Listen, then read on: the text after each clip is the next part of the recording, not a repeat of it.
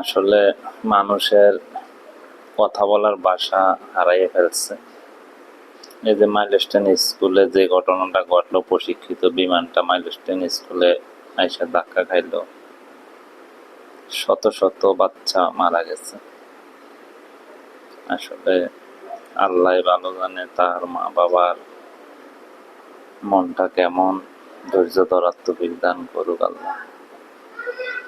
আর এসব ট্র্যাজেডি গুলো আসলে আমরা কোনো তদন্ত কমিটি হয় কিন্তু কোনো এটার রেজাল্ট পাওয়া যায় না, বিচার হয় না।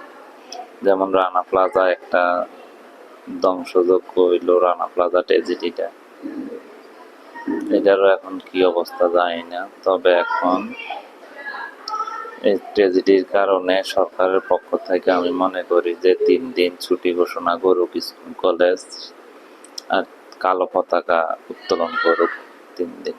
তো রাখি, আসসালামু আলাইকুম।